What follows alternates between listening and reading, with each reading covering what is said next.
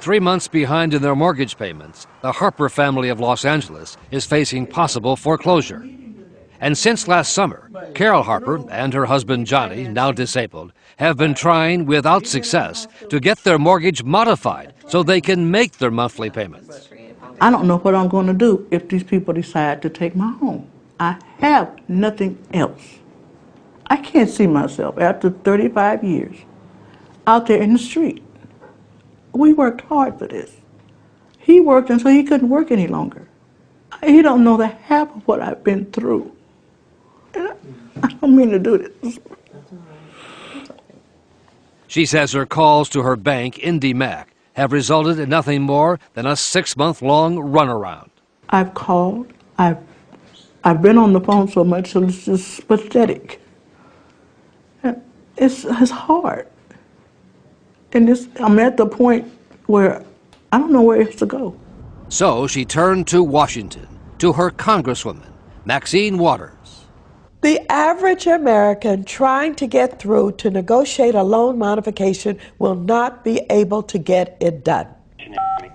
And to prove the point, Congresswoman Waters let Nightline listen in as she herself tried to get through to a number of banks on behalf of 3 of her constituents. Is Ms. Harper on the line? When she called IndyMac for the Harpers, it took 4 minutes just to get through all the recorded messages. Our representatives are currently assisting other customers, but your call is very important to us. Prompts. Please enter your 10-digit mortgage loan number. And music. To find a live person. This is Congresswoman Maxine Waters. I work on these loan modifications with my constituents. But once the bank heard who she was and that ABC News was listening, she was told she had to talk to someone named Evan in the Public Relations Department. Oh, okay, but can you give me a number to the President's office?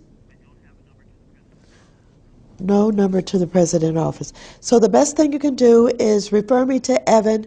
He doesn't have a telephone number. A bank spokesperson said Mrs. Harper's case was too complex to be handled through the call center, and that IndyMac is now trying to help her.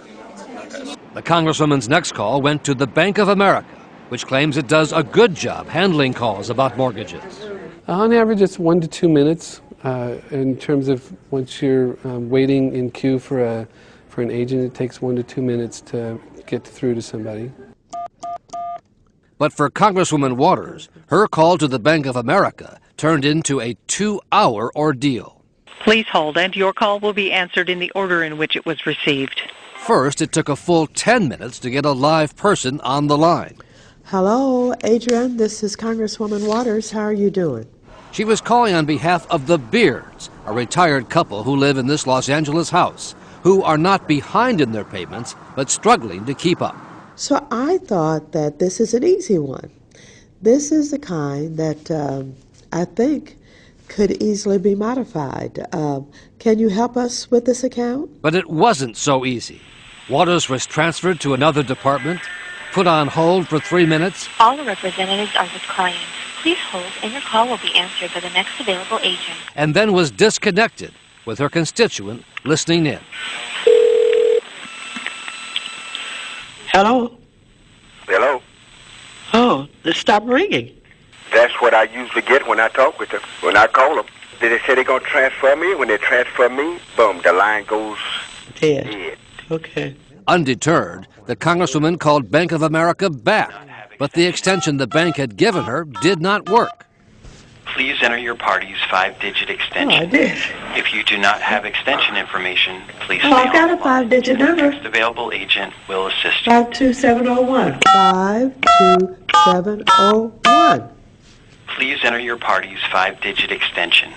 If So you it do doesn't not have work. extension, So for a third time, 49 minutes after she first dialed Bank of America, the Congresswoman called the bank's 800 number again. Thank you for calling Bank of America. A representative is with you shortly. And there were more recordings and more music. Thank you for your patience while holding. This is absolutely horrible. So she called the bank for a 4th time and was directed to yet another department, and then transferred to hardship assistance.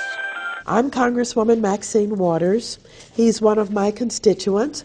He's been having a terribly hard time in trying to get some consideration for a loan modification. But because the Beards are not yet behind in their payments, the call was sent to yet another bank department, refinancing, now almost 2 hours after the first call.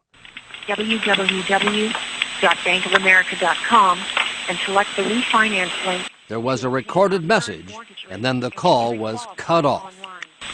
We appreciate your business. Oh, my goodness. Well, what they just said is, go to the computer, www.Bank of America, and fill out some information to see if you pre-qualify. They don't stop to find out whether or not you have a computer, whether or not you use computers, and they don't come back on the line. Bank of America offered the Congresswoman an apology for her 2-hour ordeal. I absolutely apologize to the Congresswoman and to the homeowner for the process they went through. Again, that is absolutely not the way that I would want this to go. The Congresswoman says she believes what happened to her in this case is not at all unusual. Anybody witnessing what I was going through could see that I got pretty aggravated and that I got upset about the basically inconvenience of the so-called system that they have, the lack of responsiveness, and the inability to get anything done. She can't afford to pay the loan now. The Congresswoman's final attempt was on behalf of a Los Angeles widow, Mildred McNeil, who has been threatened with foreclosure by Countrywide. With her husband gone and not bringing in his pension money, Mrs. McNeil is now more than a year behind in her mortgage payments. I'm calling on the McNeil account with Countrywide. When Congresswoman Waters finally got somebody on the line from Countrywide, now owned by Bank of America, the frustration was obvious. But here's what I cannot be sympathetic to you for. I am bombarded with people who are going to be foreclosed on and lose their home. I'm bombarded with people who are going to be on the street. And so I have no sympathy for you. And if I make wholesale statements, it's because I am up to my ears in this mess. And we've got to do something about it. As of tonight, Congresswoman Waters is still steaming. Her efforts to cut through the red tape for those three constituents has yet to result in any resolution. She says if that's the way they're going to treat somebody they know who's a member of Congress, imagine what happens to everyone else. Terry? You've got to wonder. Well, good for Congresswoman Waters, and thanks.